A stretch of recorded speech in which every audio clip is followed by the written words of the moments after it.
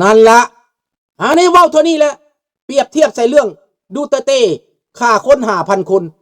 ฆ่าพวกยาเสพติดเราก็มีเหตุผลอยู่หากแต่ว่ามันละเมิด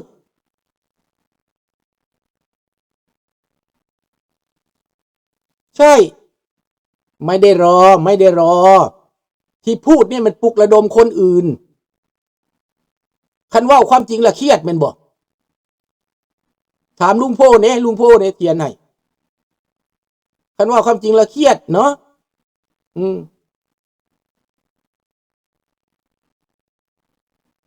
นะถูกต้อง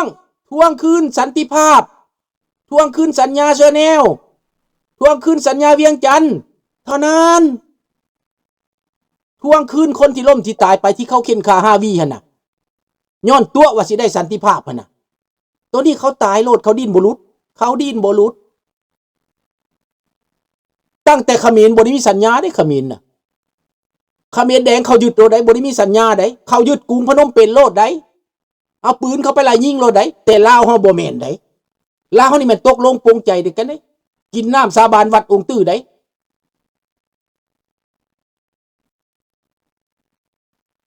นี่ก็แก้วศูนย์กลางแนวลาวหักษาเนี่ยมาศูนย์กลางแก้วได้ที่ปรึกษาแก้วได้ทูตแก้วได้ทูตฮานอยได้เขามาประจำการอยู่หั่นน่ะให้เข้าใจเด้อคอยตั้งเข้าไปเบิ่งได้คอยจังหู้ได้จะหู้จักคอยเข้าไปน้ำไผบ่คอยเข้าไปน้ำพวกนักเรียนเอียกด้านักเรียนเอียกด้าเข้าไปอบรมอยู่หั่นคอยเข้าไปน้ำคอยลักเข้าไปน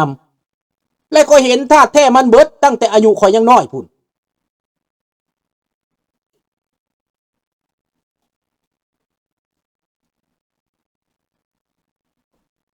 พวกเอียกด้าพวกนักเรียนกฎหมายนั่นสักส่วนอวนต้านหมู่ไปประท้วงไล่รัฐบาลก็แม่นนักเรียนเอียกด้านั่นแหละนักเรียนกฎหมายนั่นแหละโตการมันก็มีบักคำห้อยอันผู้นึงนั่นยังอีกหลายบักสิได้เปิดหน้ามันน่ะยังบ่ได้ตายได้บักคำห้อยเดี๋ยวนี้น่ะหมู่ของเราก็ยังอยู่เมืองฝรั่งเจ้าฟังดีๆได้เด้อแต่อยู่เมืองฝรั่งหันเจ้าอย่าดักดานหลายเจ้าอย่าเงียบหลายเจ้าฟังไว้แน่อยู่เมืองฝรั่งหั่นแหละหมู่ของคำห้อยก็ได้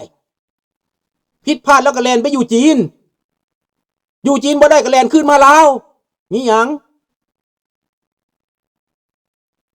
นักประชาธิปไตยใหญ่ดิล่มบ้านล่มเมืองตัวเองแล้วเป็นไดล่ะม่างเฮือนลงอยู่ตู่เป็นไดล่ะ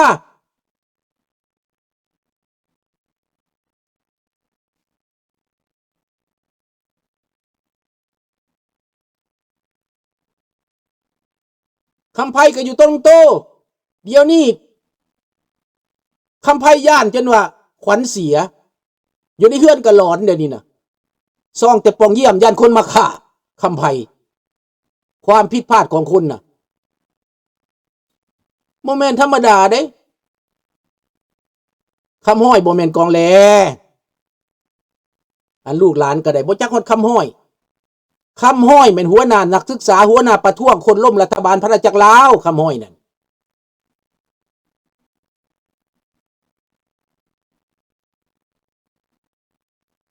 แสงจิตอะไรเป็นลูกเจกลูกดร.ปากเซ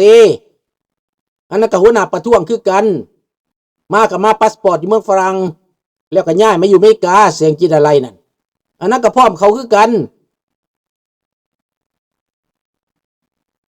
คำไพ่ย่านหลายนะก็นั่นแหละบ่กล้าออกหน้าออกตาบ่กล้าเพิ่นบ่กล้าพบคนนะลี่อยู่ว่าซั่นไปความจริงอันนี้นะพี่น้องเฮาบ่ฮู้เด้พ่อลุงบ่เป็นหยังสิบอกให้ฟัง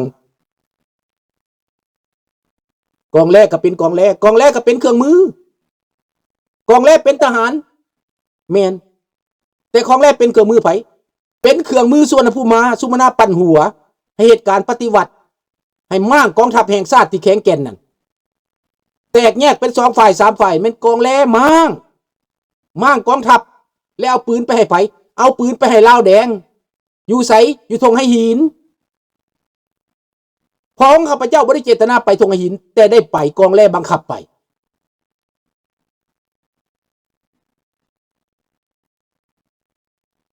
สภาพการกำลังมาลูกใจเย็นๆต้องรวมใจกันไว้นะอันนี้พอลุงบอกความจริงให้ฟังใจเย็นๆมันสิโตบัดลาบักแตงสร้างหน่วยป่ายน้ำบกหมดกินปลาน้ำมากมาปลาสิได้กินหมดพวกโจรสิมดแผ่นดินพวกโจรสิบ่มีบ่อนอยู่พวกโจรสิบ่มีบนหมุดหัวสะเทือนโลกแล้วตอนนี้นะ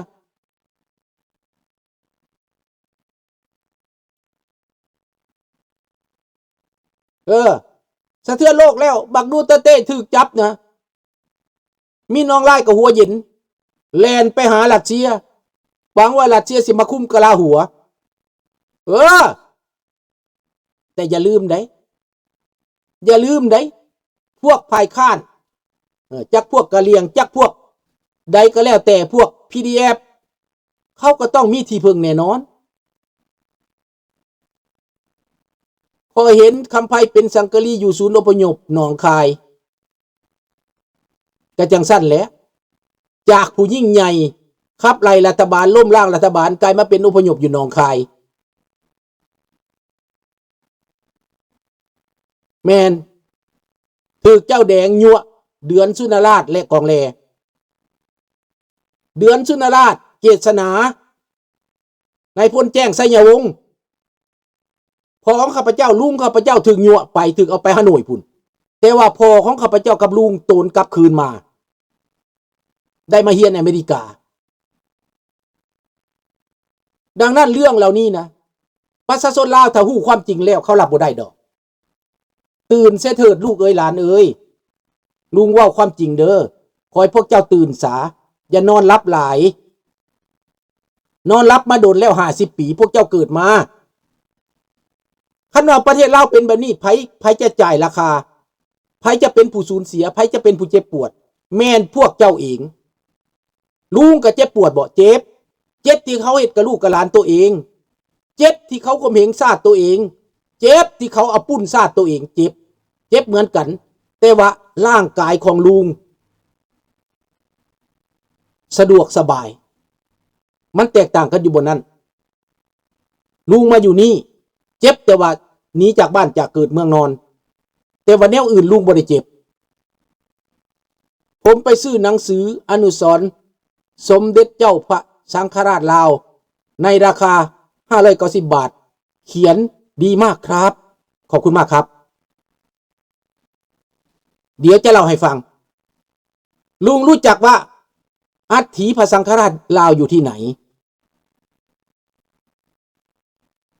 แล้วอัฐิของเลขาธิการสังฆราชลาวอยู่ที่ไหน2 พระองค์นี้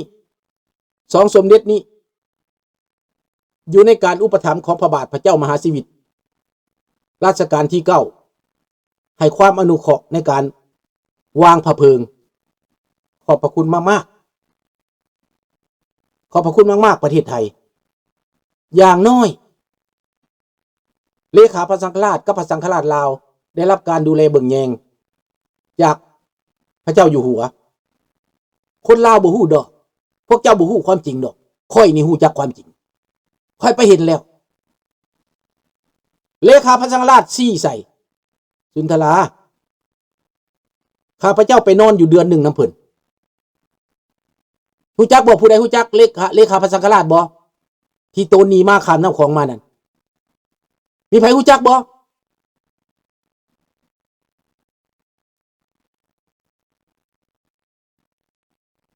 เฮ็ดได้พวกเจ้าเฮ็ดได้พวกเจ้าพร้อมลุงสุนทราเลยเฮ็ดได้แหละเลขาพระสังฆราชลาวแต่ก่อนไหนบ่แม่นเดี๋ยวนี้ได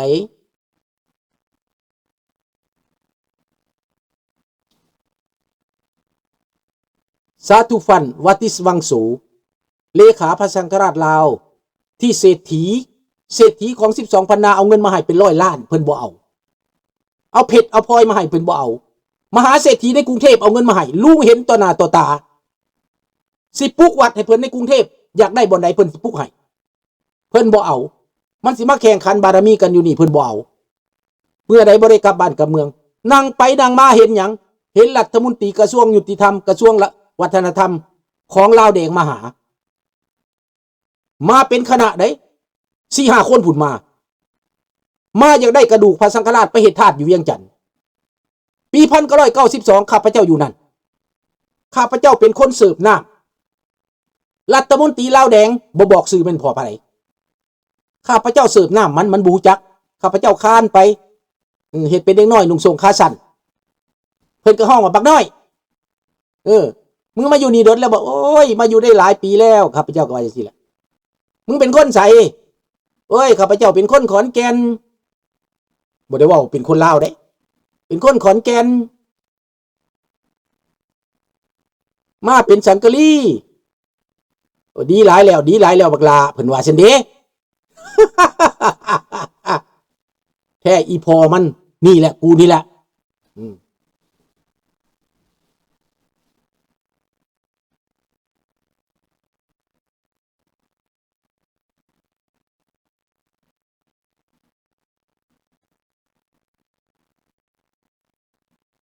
ดังนั้นกระดูกนั้นเพิ่นเมียนเองบ่แม่นรัฐบาลได้เมียนได้เพิ่นเมียนเองเพิ่นเสื่องไว้เองคนของเพิ่นเสื่องเองบ่มีไผฮู้ดอกบ่มีไผฮู้เพิ่นบอกก่อนเพิ่นสิสิ้นพระชนม์นี่เพิ่นก็บอกลุงอีกสั่งลุงอีกสั่งไว้ได้ฉะนั้นถ้าเมื่อใดบ้านเมืองได้กลับลาวตาวขึ้นแล้วบ่แม่นเด้อบ่แม่นพระเจ้าชีวิตแผ่นดินกลับไว้เพิ่นบ่ไว้ดอกเดียวนั้นเพิ่นให้ความอนุเคราะห์ในการปรุงศพวางเพลิงมีเจ้านายมาพอเพลิงศพเป็นเพิ่นช่วยเหลือเพิ่นอนุเคราะห์เท่านั้นแต่เรื่องอื่นเป็นเฮาเองเพิ่นสั่งไว้ว่าเมื่อใดบ้านเมืองได้กลับลาวตาวคืนให้เอากระดูกพระอาทินี้ไปสร้างศพไปสร้างเมมสร้างพระธาตุไว้นี่แหละมีแต่ลุงหูก่อนเพิ่นสิใจขาดเลขาพระสังฆราชลาวนี่นะ